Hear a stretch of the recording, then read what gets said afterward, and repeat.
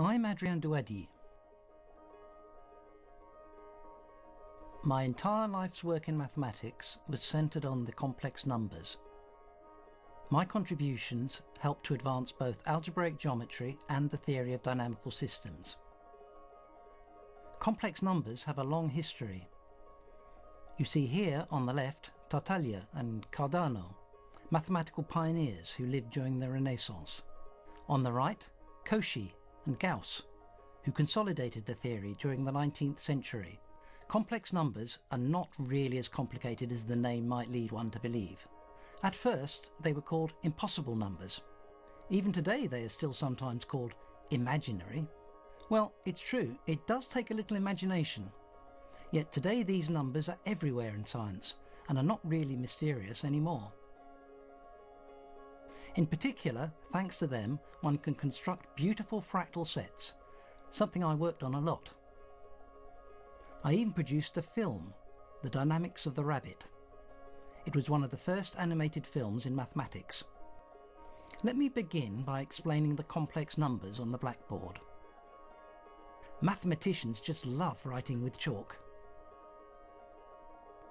You'll see in a minute that my ruler, this set square and protractor, behave rather oddly sometimes.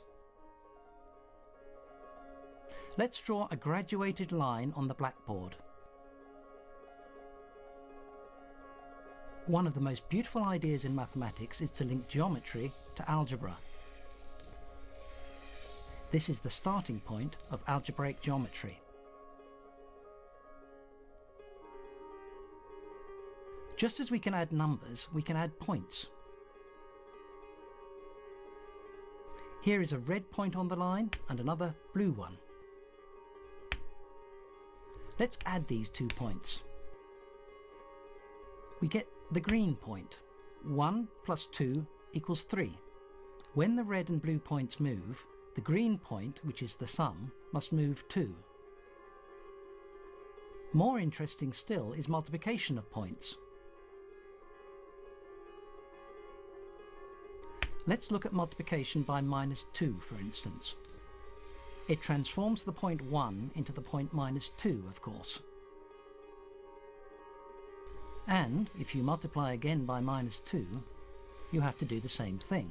Change sides with respect to the origin and double the distance from the origin. You get 4, of course. If we multiply twice by -2, we have multiplied by 4.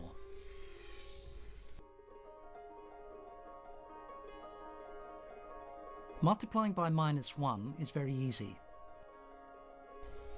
Each point is sent to the symmetrical point with respect to the origin. In other words, we do a half turn, a rotation by 180 degrees if you like. When we multiply a number by itself, the result is always positive. For instance, if we multiply by -1, we make half a turn, so that if we do it one more time, well, we come back to the initial point. This is why -1 times -1 is equal to +1. Simple enough. You see, for instance, that multiplication by -1 sends 2 to -2, and that if you multiply one more time by -1, you come back to 2. Obvious, isn't it? Therefore, there is no number which, multiplied by itself, yields -1. Another way of saying this is that -1 has no square root.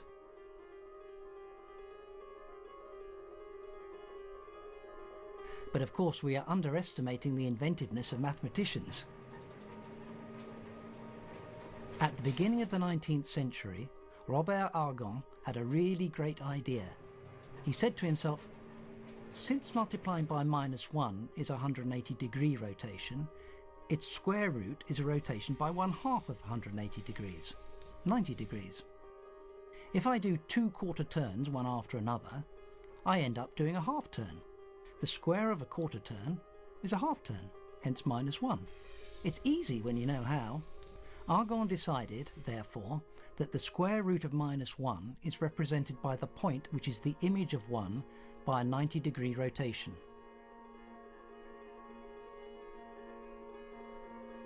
But of course, this forces us to leave our horizontal straight line, since we have just agreed to associate a number to a point in the plane which is not on the line.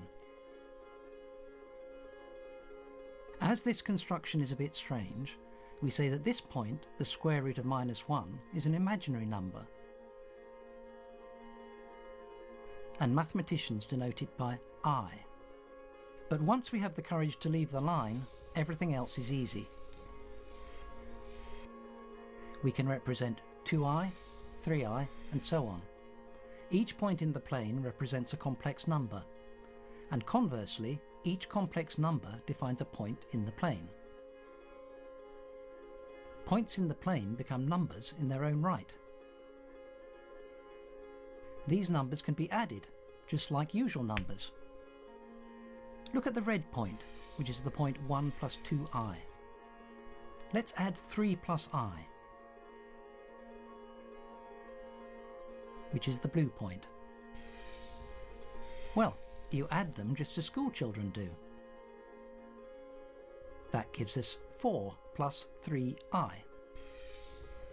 Geometrically, this is just addition of vectors. You see that it's no problem to add complex numbers.